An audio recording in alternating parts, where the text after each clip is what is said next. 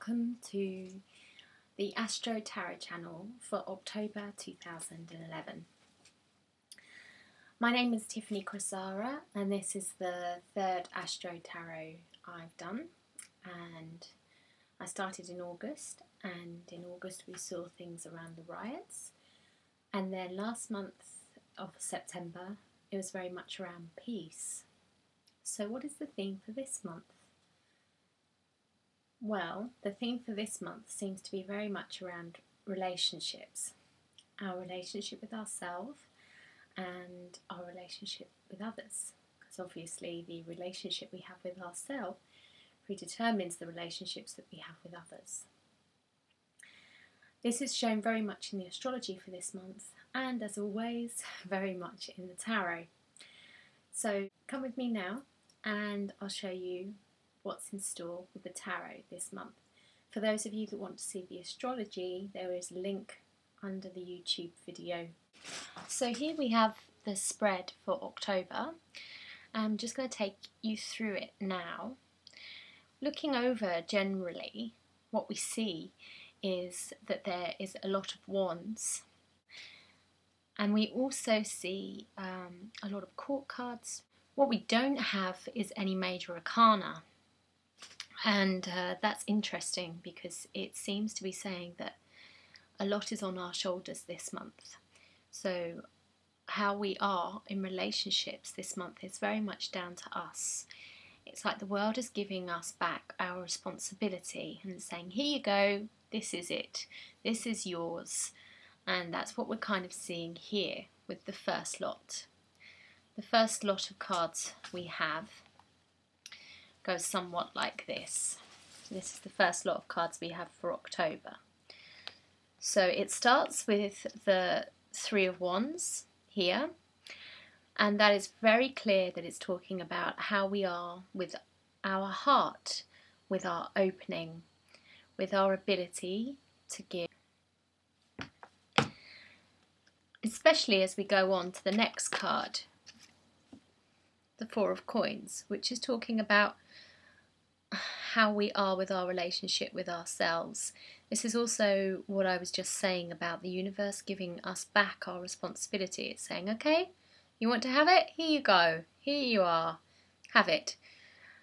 And then we're given all this responsibility and we may not want it. So we have this card here as well, the receptivity. In other words, what you've got this month is a push me pull you between give and take, as you can probably see here very strongly now with the Three of Wands, the Four of Pentacles and receptivity. So as the month goes on, how does it seem? Well, you know, we have a lot of wand energy, as I've said before, and wand energy is very fast energy. And it's very much around communication, particularly with the Eight of Wands. The Eight of Wands is very much around communication, which is interesting because the astrology is all around communication with relationships. And the Eight of Wands can also be shown as the arrows of love. So again, we have emphasis on relationships. And then when we get to the next card, we have the Knight of Coins. And this is coupled with the Knight of Swords, known as the Mind in Osho. So what you have here is a clashing of your thoughts and how things manifest in the outside world. But you do have communication, nice, freely, easily, trying to move forward. So it's saying as long as your mind is in correlation with your outside actions, then you have a very forward motion this month.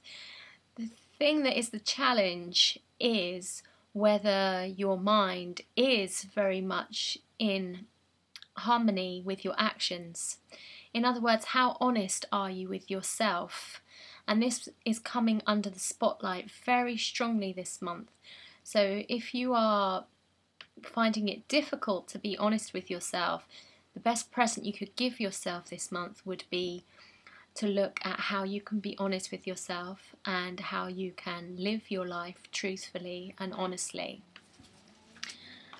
Okay, so going on into the the second week, what we have here shows emotional openings up, which is interesting because this is when the full moon happens on the 12th.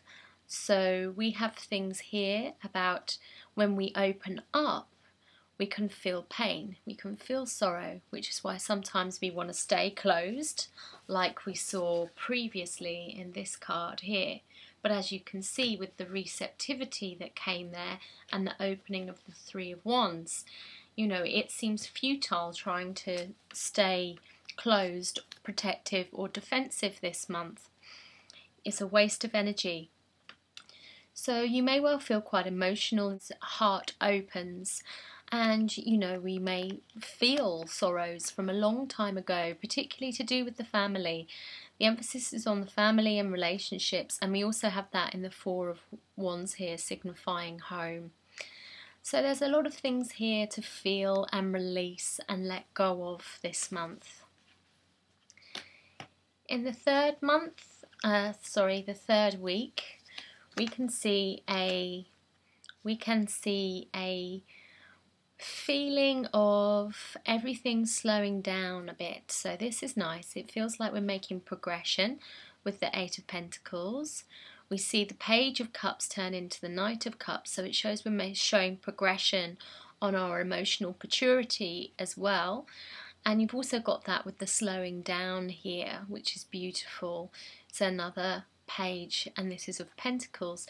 So this is showing that your heart, your truthfulness with yourself, your mind card, as we saw here, the other page, is starting to all work together.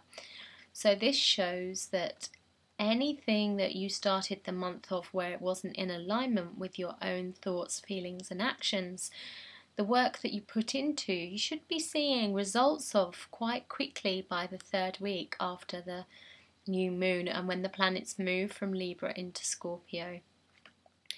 So all in all, a very progressive, transformative month.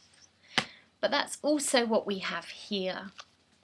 As the planets move into Scorpio and we move into Halloween, which is where the subconscious, the veil between the subconscious and our conscious is at its thinnest, no wonder all sorts are going to be coming up. And that's what you've got here with the Five of Wands.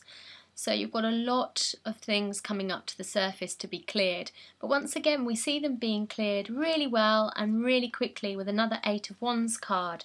So the Eight of Wands has come up twice this month, as it also came up here. It's the same card.